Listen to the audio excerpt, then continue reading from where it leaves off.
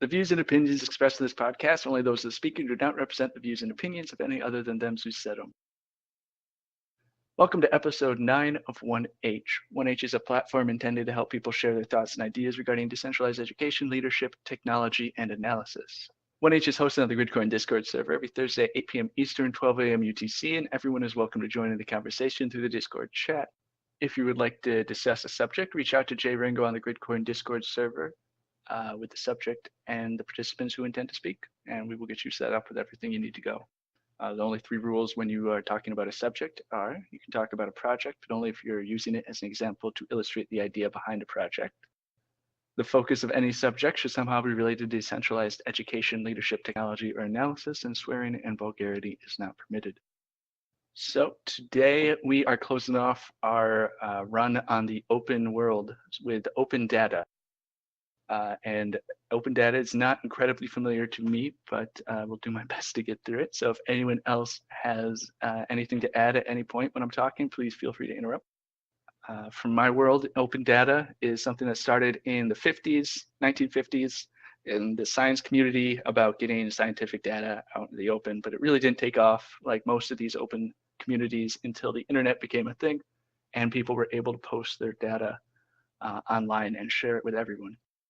The major example of the open data movement and it taking off is the Genomics Project, where scientists spent many years discovering the human genome, and they worked under the principle that this is data, that is belongs to the human race and should be out there and available for anyone to view, learn from, and experiment with. The main tenets of open data are that it's very similar to open access and open source and all these other projects or movements we've been talking about, where it's just you have access to this information, this data, and it's more about accrediting or giving credit to the person who or group who discovered the data and put it out there. It's about licensing. So the data goes out, you are free to use that data in any way you want. You can even make money off of it as long as you credit the person or group who put the data out there in the first place. And the biggest connection open data has with open access, which is a world I'm much more familiar with, is the difference between the two. Open access deals with research articles and basically the analyzation of data in that research article and getting that analyzation out in the open. Sometimes you can have, a lot of the times, you can have a research article that has its own unique data set, but the main thing in an open access published article is the test, how they use that data to prove or disprove something or come up with a null result. Open data is more about just the data set, and data sets can come from many different places. The example that I brought up before is the Genomics Project, government funded. Open data is actually pretty popular in governments. They take traffic data, for example, and just put it out there on the internet for people to take and do with what they want. And people end up making a lot of very useful tools with it. Someone who, I don't know if he's related to the open data movement, but he's a statistician that I respect a lot, a late statistician. His name is Hans Rosling. Hans Rosling made this thing called Gapminder, which is just a tool that takes all these open data sets and visualizes them in a very accessible way for a lot of people. And it's an example of what people do when data is just out in the open. There's no paywall to it. And it was government funded data for the most part. So governments can make these data sets and put them out. A lot of times there can just be grassroots data sets. Before we started this, Goblin was talking about this website. What was it called, Goblin? Yeah, so there's a lot of websites that actually have open data on them that I encourage anyone who, especially any college students who need data for like papers and such. But the one that I always found to be, it had so many odds and ends, was data.world. It's not like a .com, it's actually data.world. But I mean, just some others that people probably have even easier access to would be things like Reddit r/open data. Reddit backslash, so like r slash data sets, r slash, you know, data is beautiful. There's a lot of communities online that both request and submit various data sets of their own. So it's actually a pretty prevalent community if you know where the forums are and where to look.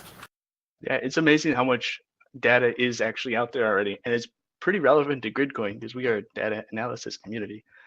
So it's on a personal level, I'm curious as to whether anyone is going to take one of these giant data sets like the Genome Project or astronomical data sets that are out there that are it's just a lot of data, and make a BOINC project out of it and see if they can't get it whitelisted or anything like that, which I think would be pretty neat. Does anyone think that's even possible? I feel like it depends on the size of the data set, right? Because once you hit a certain level, once you hit a certain size for a data set, I feel like it becomes slightly impractical for a standard user or a non-corporate entity to try and process or make use of. That's a good point. And because open data is all about licensing and free use, and it says it's like open source where a company can take open source code and then stand by it and make a different business model off of it. A company can come along and take open data and make a business model off of it and find a way to make money by analyzing the data in one way or another. I can't think of any examples, but it's definitely a possibility out there. One thing I will say before I actually forget, we did miss it, but there is actually Open Data Day, which is on March 3rd. So it was a couple weeks ago, and some of the forums do celebrate stuff by posting some random data sets that they have or think are fun. That's kind of neat. Technic says in the chat that SETI data isn't open. You don't happen to know why it's not open, do you? Like, is it because of how they collect the data, or? Yeah, I mean, if you think about supporting like a network where people can actually have access to terabytes upon terabytes of like files, I mean, even if they are truncated, I mean, you're still talking about, well, I can't just take 1/10 of a data set. I'm going to need the whole thing. So you still need to do like all terabytes of it, and it's kind of scary when you think about even like 3 or 4 users just trying to download terabytes. I mean, that's a constantly open connection for maybe a couple days for just a few users at a time, you know? And the other thing is that hundreds of terabytes, that's compressed. Like they can't make it any smaller than it already is. So yeah, they probably don't want to open up the floodgates and have people downloading that data and like taking down their servers. So I wonder if once more data gets put onto a blockchain, if that becomes less of an issue because data will be broken up into blocks or broken up in one way or another.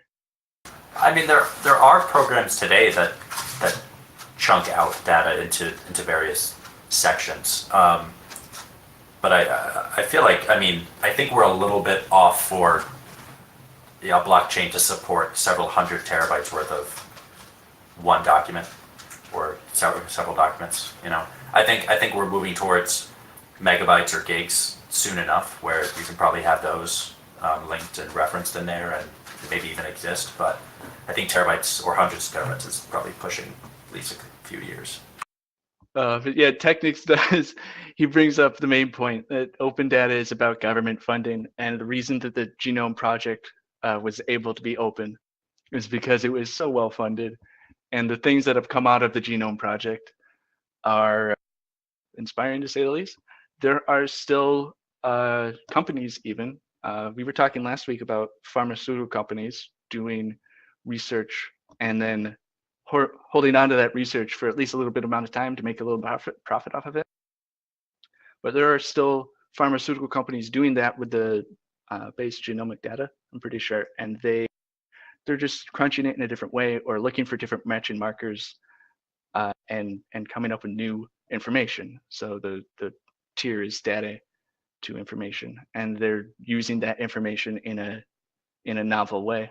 So when you put all this data out there for anyone to use, like you and I, if we had the know-how, could go out and look at the genomic data, or a company could come in with a lot of other funding, a lot of additional funding, and do a lot of different work with the data and turn it into an actual product. So Open data is one, I think, of all the open communities we've talked about, open source, open access, and OER is one of the ones that has a fairly streamlined business model to it, where it just, so long as you can credit the researcher, because that helps the researcher's career and they get paid for it in some way or another, then it makes sense to get this data out to the business world, because the business world is capable of taking this data and turning it into a working product fairly quickly.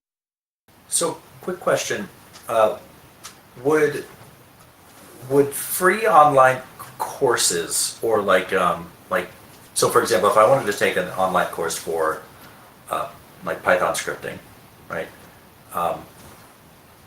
Would that fall under open data, or would that fall under open access?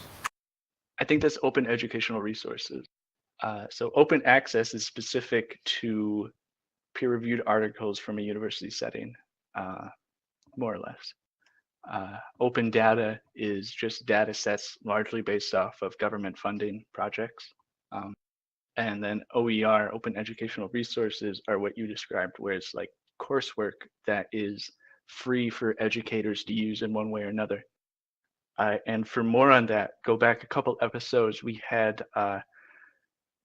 someone from the organization Open Words in here, and they gave a whole talk about what OER was, its history a little bit, and what they want to do with it, and what is happening in the OER world. It was pretty interesting to listen to. Okay, yeah, I remember that conversation. I actually really enjoyed that. I wasn't sure though if OER was a subset of one of the three or not, or something. So it's a good segue here. So it's like we talked about OER, open source, open access, open data.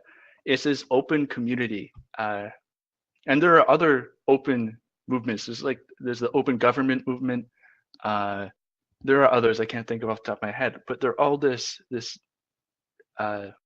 almost reaction to the proprietary models that existed directly before them, and they're starting to get popular, particularly with the internet, and they're starting to become possible with the blockchain.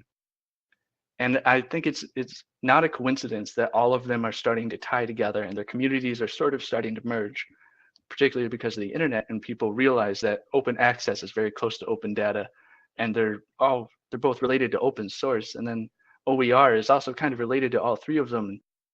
It's an interesting thing to see come out of the internet, and it's an interesting thing to see get built into blockchains as communities like Gridcoin and the other ones that we love so much here just start building stuff from people who want to make the world a better place with science and data. I don't know if anyone has thoughts about the open communities in general, but I'm basically out of things to say about open data. So I'll give a little bit of an anecdote regarding open data and my experience with it, and mainly because I love being the devil's advocate here. Oh, please.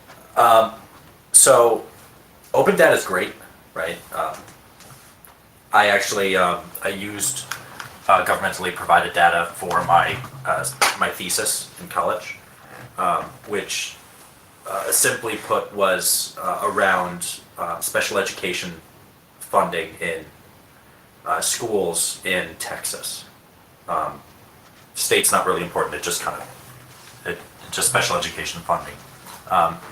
And I downloaded a lot of the data sets, and I was really happy to find them available, which were just on a server somewhere.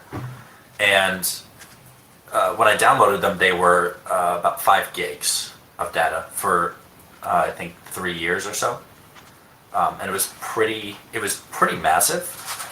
And I had it got to the point where actually at the time it was like, I think we were all running like 2010 Excel. And Excel actually couldn't even open up the files because Excel at that time only hit a maximum of 500 megs. And so I had to like find a way of like trimming the data down. And I eventually did, and I eventually opened it up.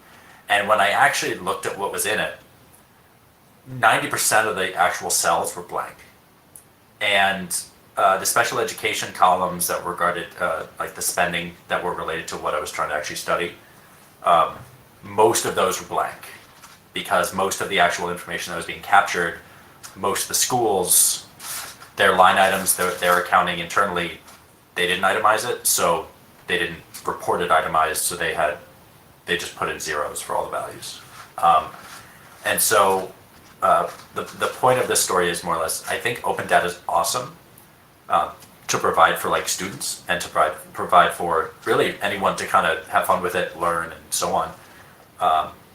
And it's a very natural extension of the internet where you're providing information for people. But at the same time, I think one of the major hiccups is data quality.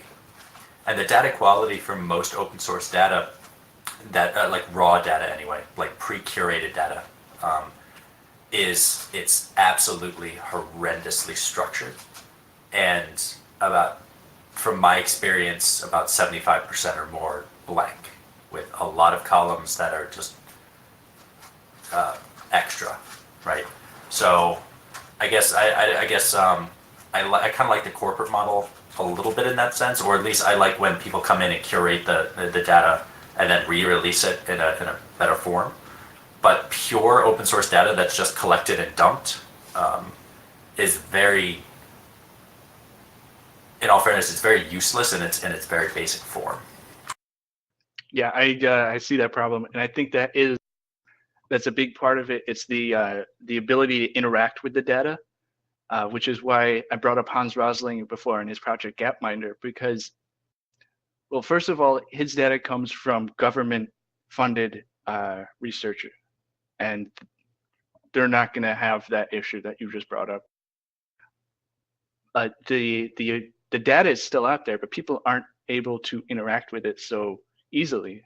And then Hans Rosling and his group makes this open source program that takes this open data and makes it so that anyone with any background, it's so easy to use, can interact with this data and come up with hypotheses based on it and then take those and test them.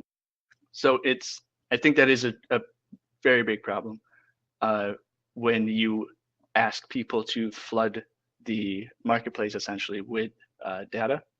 It's making it so that data is usable and not just a couple gigs of empty Excel spreadsheets. Yeah, and I mean the phrase that we often use in what I do, right, in dealing with things like ETL, right, work where it's like extract, transform, load, like a lot of data sets, like gigs upon gigs upon gigs in a corporate environment. The phrase that we often use for data without quality, like wrapped around it, or like a quality initiative where you're cleaning any of it, is just data is like garbage in, garbage out, right? And in a lot of senses, I see since there's not crazy amounts of funding behind the collection and curation of open data sets, it often becomes it's a wealth of information when you can find it, right? When the the 4 or 5 gigs of data that I pulled down, I stripped it down, and I think I got it to 10 megs, and even that was like a lot of that was extra information that ended up didn't even really need, right? So, and I think that pushes a little bit almost into a problem of what we were talking about earlier with SETI, where SETI can't do much because their data sets are massive. I'm going to venture a guess and say, well, it's probably not a lot of blank. It's probably a lot of useless information, right? There's probably a lot of extra information in there. Not necessarily, I don't want to say useless. All data is useful in some way, but there's probably a lot of extra. And in a way, if they trimmed it down or had ways of like making it a little bit less or better quality around it, I feel like they'd probably be able to open it up a little bit more, right? Yeah, if there was a tool built, this is something that, for an example of a business model that could be built around open data, someone building a tool that helps trim the fat off the data sets and makes them more accessible. I think that tool exists in open source code, right? I mean, when I had to trim the fat off mine, I actually had to make a really minute, like small, like program that went through the CSV and just like chopped off columns based off what I told it. And I mean, there's probably some tools for it, but open source ETL tools or open source quality tools are pretty heavily kept behind the proprietary wall, because they're those are tools that usually have 5 to 10 years worth of development behind them to do what they need to do faster than basic crawling through data, which a lot of open source tools are very slow at it. Right, and it's, if you need to trim the data quickly, then yes, I understand that. But in the open source spirit, it's like you built this program to do what you need to do for that specific moment. And you put that out there, someone sees that and takes it, and then they need to do something a little bit different. So they build on that a little bit. And eventually, maybe you get to a larger Linux state of the open source software that actually works for multiple data sets and works fairly well. I don't know if it exists, but at the same time, I think you'd be surprised at how much open data exists in the world. Even companies are, I don't think they are against open data too much, because it's not the research, it's not the analyzation of the data, it's just the data set. And the charlatan brings up the question, what's more valuable, the data or the model? And it's, you can't build a model without data. So you need the data to build the model, but you can't do anything with just data. Model is the thing that does something useful. So on a monetary level, I think the model is more valuable. But because you can't do that without the data is that basic research that's just critical to building a business model that makes money off of that data. Yeah, and I would definitely agree, right? You can always make a better model, or you can always improve a model because that's on your end. But to say that you could make the data or collect better data, I mean, collecting data and finding where to collect it and so on and so forth is an entire venture unto its own. Making a model is more or less like a project at your job. So I definitely say that the data is probably more important, because once you have that, you can work with it. Well, what I would say is actually regarding companies supporting open source, I mean, I would definitely say they do, right? There's a lot of situations where I know companies that actually just seek out and will buy data sets, right? Like I've sold data sets to companies, to very large companies that are like, yeah, I want you to curate this and send it to me, right? On a monthly basis or a quarterly basis. And actually one of the things I actually saw was some of the major organizations in Wall Street all realized that they were pretty much buying very similar data sets and said, this isn't really something we're competing against with each other. Why don't we all like group together and pretty much make our own version of it and just save some money? And all of them said, yeah, that actually sounds like a cool idea. And a lot of them, it was actually a file called like reference data, which is non-proprietary enrichment information, which is another way of saying like that city is tied to that zip code, right? That's not proprietary information, that's easy to find, it's just now in a file somewhere. So it enriches your current data, so that's kind of where reference data is, right? And they went back and forth a lot of like, okay, who's gonna help with it? And they all agreed they'd have to have at least so many workers going towards it and so on and so forth. And it never ended up actually happening. And one of the reasons was they started arguing over like, okay, where's this massive data set being held? Who's paying for where it's being held? Whose security is it? Should it be in my house? If it's in-house with my place, that means I have to let your company into my firewall, and that's a no-go. And so they ended up fighting and like bickering enough where it kind of just lost steam. So there are companies that are interested in it, but it usually runs into errors of like, okay, now who's paying for where is it hosting and where is it being hosted? Because that's the last final question with open source data. Is it's open to everyone, but where is it being put to be open to everyone? Yeah, you bring up 2 points that the blockchain, I think, is going to solve with open data. The first one is how do you collect the data? And the second one is where do you store the data? And for the first point, collecting the data, it depends on what type of data it is. But with anthropological, with social data, people they have cell phones on them all the time. And the example I brought up before about open data and its main use case is traffic information, or like finding the fastest route to go from point A to B. And that data set comes from people just volunteering information from their phones. And now that we have cryptography at some level involved, where you can privatize that information in terms of who's submitting it, and you can put it on a blockchain, you can collect this sort of data without having to spend massive amounts of resources to find out the things you want to find out. And then when you host that data, you have projects like Storage or Siacoin or even IPFS, which is not a blockchain, but it's a distributed data storage center. So you don't need to have this fighting about where is it going to be stored and how is it going to be secure, because you have this cryptographic blockchain. You have a way to do it without having a central server. So with other data, like scientific data, like SETI, they have to run these giant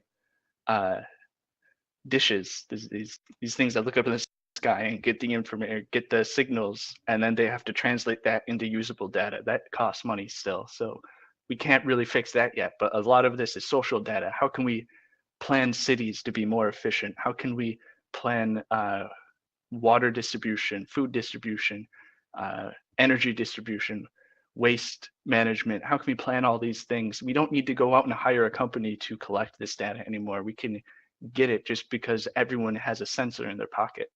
And if you incentivize them with a blockchain to give that sensor data into this open data set, and you guarantee essentially that it is private at some level more than before there was a blockchain, then people will do it. Something we say here a lot is if you incentivize it, people will do it. So I think those two problems, those specific ones from your story, are getting solved. But at this moment in time, I completely agree that those are issues. And when all of that data becomes open and there's people who like to look at data and like tinker with it and see trends and do things with it, just imagine the things that we'll be able to discover, the new ways we'll find of getting resources to where they're needed most quickly, compared to having to so let's use an example. There was the Haiti earthquake, the earthquake in Haiti, where there were just a lot of people displaced, and people who wanted to go in and help relief efforts needed to figure out where these people were and how to get resources to them and what resource they need. And people, not organizations, just everyday people who wanted to help but couldn't go to Haiti to help, took the time to look at images and figure out what was happening, look at top-down images from like satellites and whatnot. And they compiled all this data into an open data set of where people were, what it looked like they needed, what structures were damaged, what was needed where the most. And then people running the relief efforts were able to use this open data set, and they didn't have to pay for someone to go up in a helicopter and do all the surveying and then come down and compile all the data. People did it because they were willing to do it without even being incentivized. They just wanted to do it. So that's one example of what could happen just with massive open data sets about society and with disasters specifically. I think I have a very cynical view of humanity, which is why I think I'm always able to play devil's advocate in this kind of stuff a little bit. But I think one of the incentives for a lot of companies during those specific times, right, is corporate imaging during times of tragedy. Nobody wants to be in the headline of like, Samsung refused to show firefighters the location of individuals with Samsung phones during a massive California fire, right? Like no one wants that kind of headline. But I think that's the other thing actually that that's the other thing I actually kind of wanted to mention was regarding like the incentives and opening up all data, like the sensor in your pocket, right? I mean, we all know and we've all seen videos, right, where you have companies showing that the phone tracks your movement, even if it's off or like even if it's on airplane mode, and it'll show you like where you were, when did things you got out of a car, things like that. And the question is like, if Samsung opened up, as an example, if Samsung opened up their data and made it available to the world, right? wouldn't that give Apple? I mean, and then like Apple might do the same, but then they could pretty much take each other's data sets and use that as like marketing efforts against the other, right? So in a way, there's a slight disincentive for companies to release very specific information to themselves, or to release all their information without first scrubbing it heavily. So I don't know if you agree or what you think about that. I agree with that in that scenario, but I don't think that's what the blockchain is doing. What the way the blockchain is interacting with personal data is making it so the person owns their own data. There are several communities and chains and tokens even out there that are incentivizing. They say you own your data and you're incentivized to share it with market researchers or with companies directly so they can market at you. So instead of Samsung collecting your data and then selling your data without giving profit to you, so essentially Samsung's acting as a middleman right there, you own your data and you sell it directly to the marketer. So it takes Samsung completely out of that equation. Samsung no longer controls that data ideally. So do you see an open source phone provider or service provider for that? Because like in place of Samsung. Samsung still provides the service of a cell phone as a service provider for communication, but they're not so much a service provider for personal information, which is not what they're supposed to be. They didn't build themselves up as a marketing platform, as someone who collects user data and then sells it. They built themselves up as a company that provides the service of communication through cell phone. So it brings them, the way I see it, is it brings them back to the original business intent of selling service to communicate with people. And it just takes that side effect that has come out of what they do out of their hands. It gives my data back to me, my personal data back to me. I can either not sell my data or sell my data. It's up to me. It's not up to them, but they would still exist and be a service provider. Gotcha. And at the same time, there's this giant, when everyone does that, you make a giant data set of what everyone does in the world, not owned by a single company. And people can do wonderful things with that. Samsung could pay people for their data and do stuff with it, but they wouldn't get it for free and then also be able to sell it to other people at the same time. Okay. I mean, I see heavy resistance to that, obviously, right? I know so many platforms that, I apologize. Love she you, keeps point. falling. Yeah, so I've been through the process of trying to get access to several platforms where it requires you to check a box that says I freely give my information of my use and everything like that to X, right? And if you say no, it'll just say, okay, then get off my platform, right?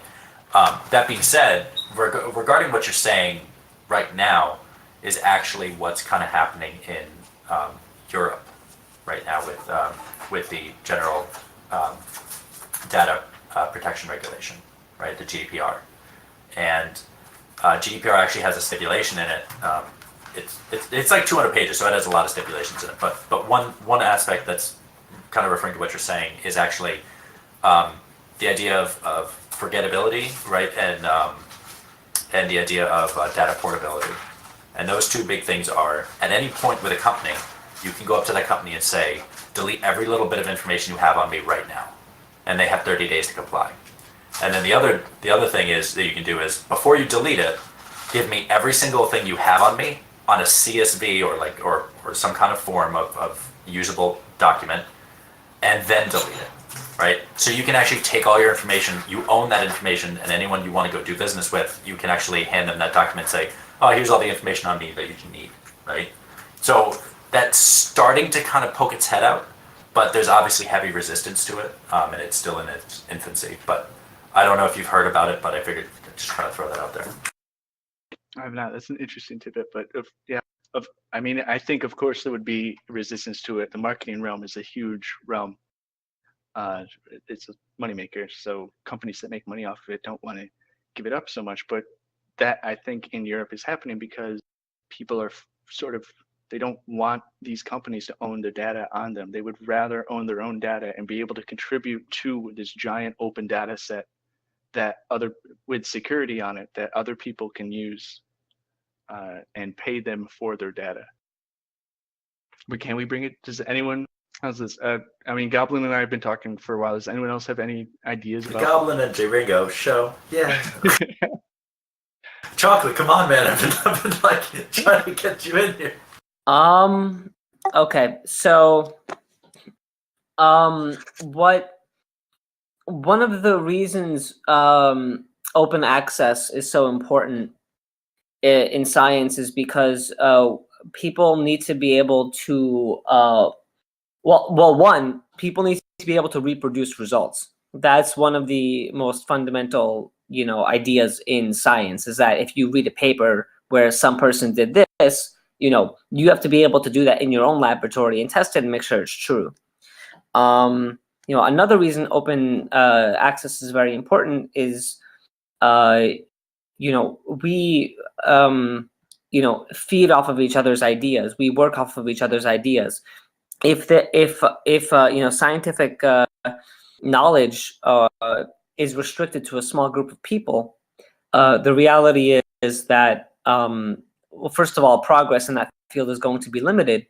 But second of all, the power that comes from that knowledge is going to be centralized.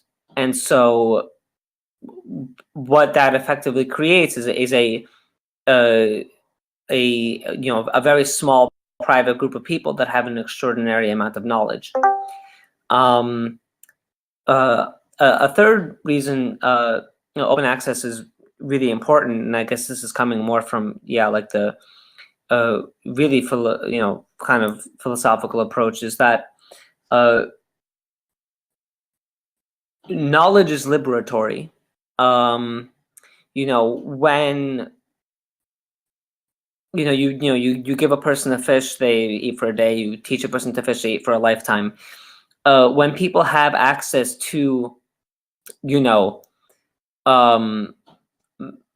textbooks or open resources online, learning from whatever field they need to, maybe they don't have a teacher, maybe they don't have access to a teacher, and so maybe they're disadvantaged in that sense.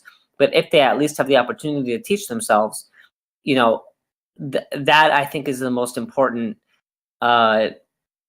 aspect, right? We need to have the ability to look at something and say, how am I going to make the world a better place with this? How do I want people who don't have the advantages that I have to be able to create something? How do we liberate human potential through the opportunities to access information, whether it be from mathematics or computer science or engineering or history or literature or etc. So I think there's a lot of really important aspects to open access that really come from the motivation for human liberation. I agree. And it's to your point in the beginning there about owning the information gives you power. And you were talking a lot about open access, which is open access is about the information that is built off of data. It's the experiments you do with data, and it's also sometimes it's unique data sets, but it's never just a data set.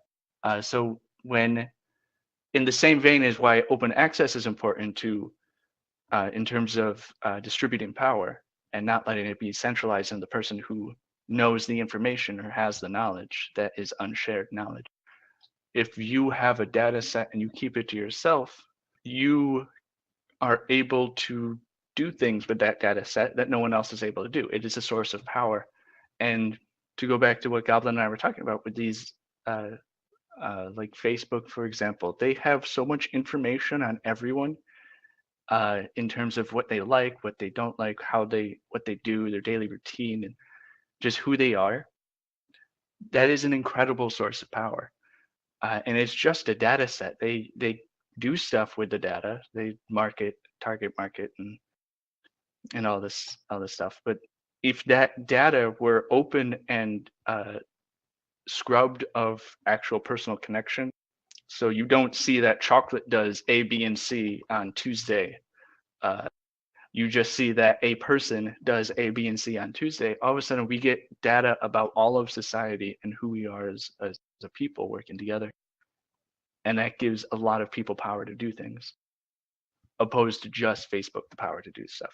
So yeah, Facebook is an interesting example because, if we're going to be facing ads, one of the justifications for, putting ads on and collecting people's data and all this stuff is to say, well, listen, I mean, these companies survive by ads. The only reason this platform exists at all is because it has ads. If you're going to see ads, shouldn't they at least be relevant to you? So better to if you're I have if you love if you're in the market for a new car, and you live in Alaska, you're not looking for an ad for flip-flops, right? So the use of ad-driven data-driven ads, it's not the worst argument in the world. Now there is, it's very debatable, how is this data collected and, consent about how that data is collected and how it's used. But the actual act of getting relevant information to people who can use it, is quite a good one. And so with more accurate information, but so here's the thing, that model that Facebook has is not, it doesn't have to be limited to Facebook. People who have access to massive amounts of data, who can create something just like that and who can replicate what Facebook does to a significant extent, I wouldn't even be so opposed to that. If you're looking at, for example, a search engine that keeps track of your search history and tries to recommend new searches that or something you may have missed, that's not the worst thing in the world. Now, for me, I think the biggest question is consent. But that massive data set still has a lot of potential, not only for other people to make money off of it, but for you to benefit from it and even make money off of it potentially, depending on how it goes. Yes, and it's I think consent is a big issue, and I think the other big issue is who owns the data. In the same way we were talking about with open access of who owns the research, who owns the data set, who owns your personal data. Is it the company or is it you? It doesn't have to be a company. Is it a government or is it you? It is, or if it's the Genomic Project, who owns that knowledge of the human genome? Is it the government because they funded it, or is it all of humanity? Is it given to humanity as this is the data that exists for us to use as a species, versus not even versus anything? That's the question, just who owns it. And I think that's the biggest question when it comes to open data, because open data says that no one owns it. Like Elsevier owns research. There should be, open data says that there should be no one that owns, like Elsevier, who owns data. The data should just be there and it should exist, and people should be able to use it whichever way they want, whether it's for profit or for just fun.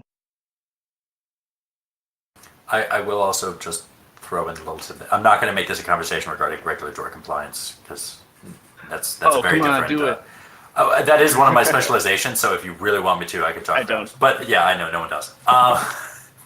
Anyway, but I will say that that's actually another part of the GDPR regulation happening in Europe. Is actually a huge part is consent, right? And one of the actual aspects of it is that consent has to be just as easy to give as it is to take away, and requires specifically non-pre-checked boxes. Like, when you go through like a Java patch install, right? There's like pre-selected, like install McCaffrey and or and it's like they can't. It actually like that's illegal now for like certain things for regarding consent.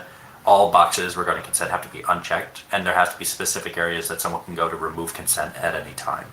So I think that regulation is actually, in conjunction with blockchain, that regulation is also kind of chipping away at some of the concerns that we're talking about regarding consent, regarding me saying this is my data, I can bring it where I want to, regardless of the company that's collecting it. I can tell them to delete it, it's mine, right?